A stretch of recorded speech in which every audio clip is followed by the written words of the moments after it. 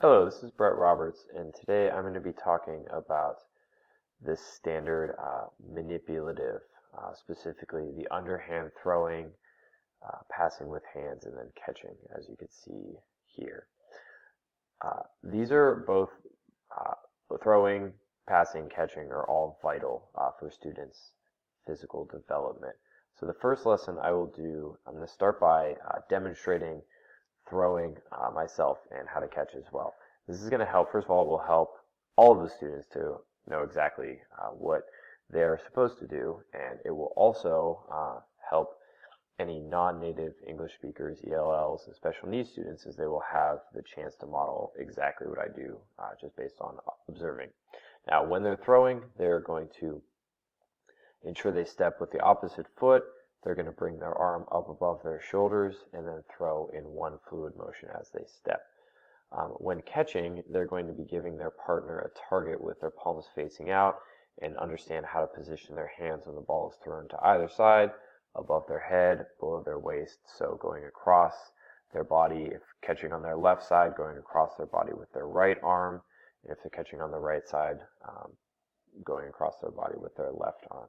Now, once I've demonstrated and given the students plenty of time to ask questions and make sure everybody's understanding exactly what they're supposed to do and how to do it, which is an important aspect, we're going to group them, allowing to choose their own groups, about 3 to 4 in each group.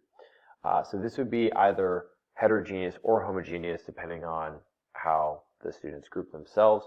And this, I think, is fine, as it will give any friends in the class the chance to work together, have fun together ideally, and then also hopefully encourage each other as well.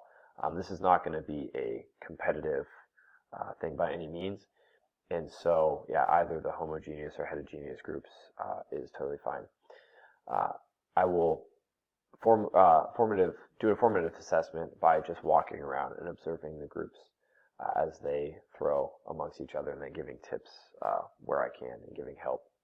And it will help me to see where the weak points are and allow me to correct any issues that I'm seeing. If I'm seeing things for amongst the whole class, for instance, I will I'll stop the whole class and demonstrate any kind of weak points or anything I see that needs to be corrected.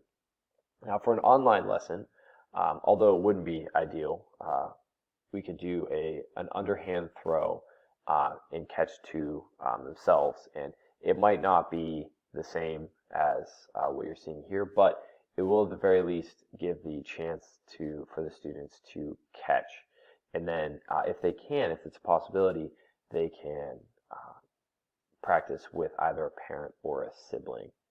Now, for the second lesson, so that was the first lesson. For the second lesson, we'll do a brief review of the form and motion of throwing and briefly go back into the groups, possibly the same groups that they were in the first lesson, and practice for just a few minutes just to get back into the flow. And again, giving the students time before that to ask any questions.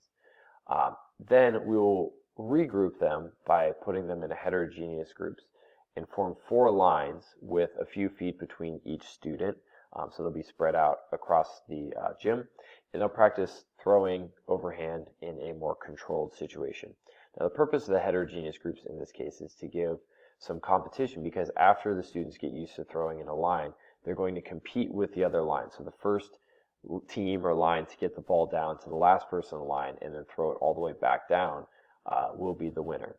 And then after a few rounds of this, it will give the students something to work toward, competing with their friends and classmates. And then after a few rounds of this, we'll actually remove 2 of the balls. So again, there are 4 lines, so we'll go down to 2 balls instead of 4. And then the students will work together with the adjacent line, and they will throw in diagonally in a zigzag pattern. And then they will be now competing amongst the 2 groups instead of the 4 lines. And again, this is a chance for me to walk around to see exactly which students are strong, which ones need more work, and to formatively assess them and, again, correct any issues I may see. The third lesson, we will introduce dodgeball as a fun way to practice the throwing and catching skills we've been learning. So we'll again put them in heterogeneous groups to make the teams as fair as possible. We'll explain the rules, And this will get the students the chance to move around and then perform the standards, specifically the standards of throwing in a dynamic, small-sided practice tasks.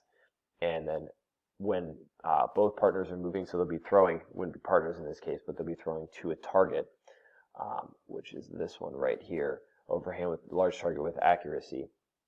And yeah, this will be a fun way, again, for the students to practice throwing. And then with catching, it would be kind of a hard thrown ball, but they'll be catching above their head, below their waist, and to either side.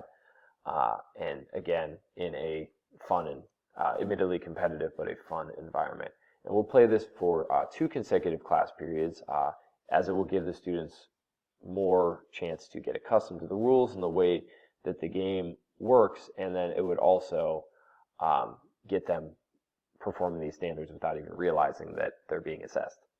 And then for the final lessons in this unit, we're going to play a modified version of the game handball.